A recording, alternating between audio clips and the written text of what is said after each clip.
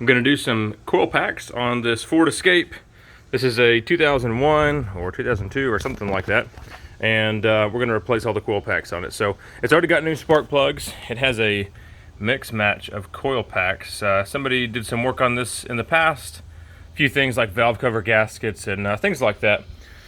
But the coil packs are mix matched. They kind of were replaced as they died. So we're going to replace them all at once.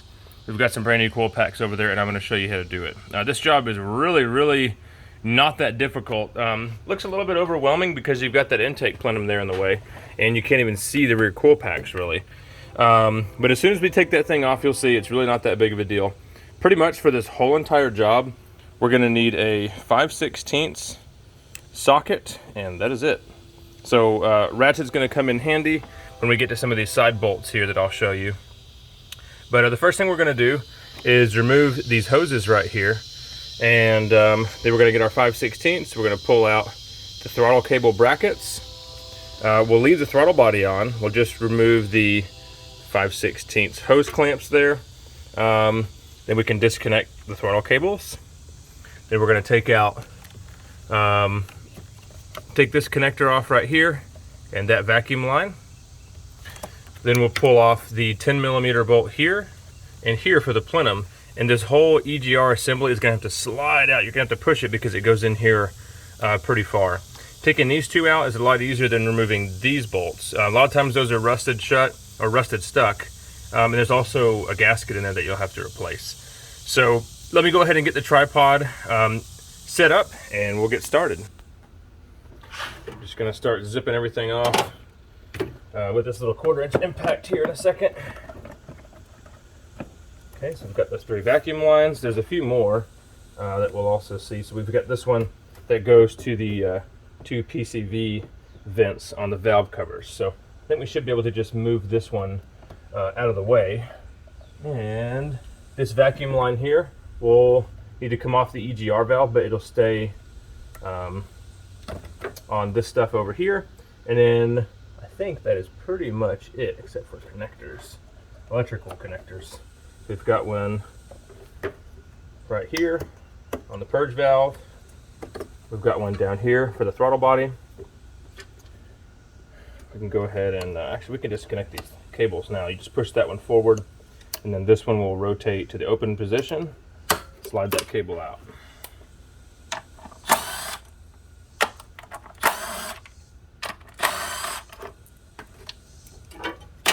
Get those out of the way.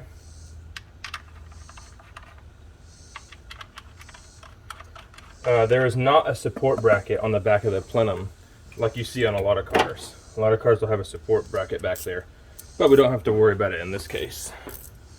So now I'm going to work on these 2 bolts that hold the EGR assembly to the plenum.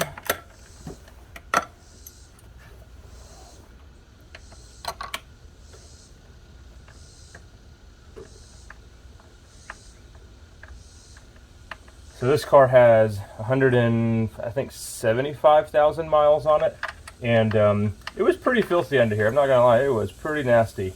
The first thing I did was degrease everything because it was a disgusting mess under here. With all my personal cars, that's something I do every time nowadays. I'm so over just being a filthy grease puppy. This engine has a pretty interesting design. You'll notice it has 2 belts.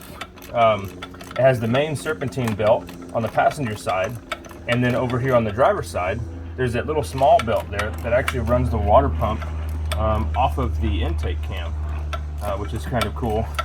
Really interesting design. Makes the front of the engine over there super streamlined. There's not a whole lot of junk in the way, which is kind of cool.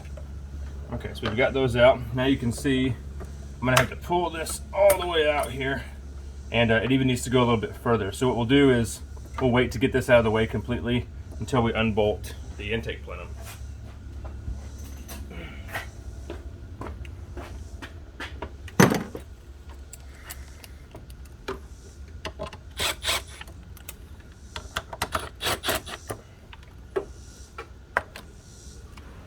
Okay, So these gaskets in here are the O-ring type.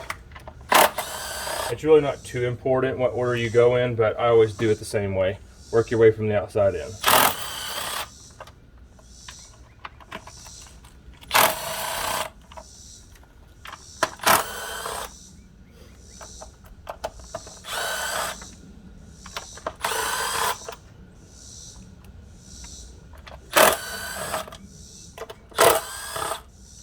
Okay, go ahead and remove this intake boot.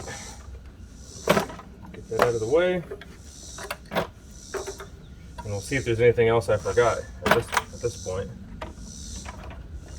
Oh yeah, we've got this little vacuum line back here.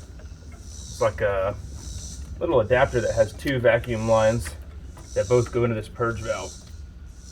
There we go.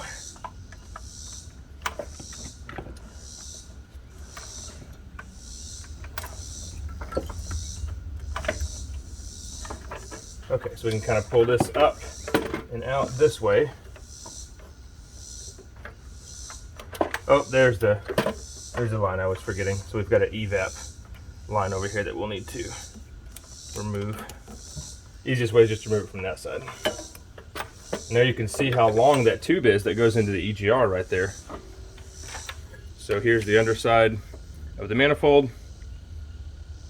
It's already got brand new O-rings in it, which is cool. The last person that worked on this, like I said, they did a few things. Just left the old coil packs in the back. So now we've got to the back of the coil packs, or sorry, back to the back of the coil packs. And it's just like the fronts. So you just zip out these 5/16 bolts and swap them out like you would any other.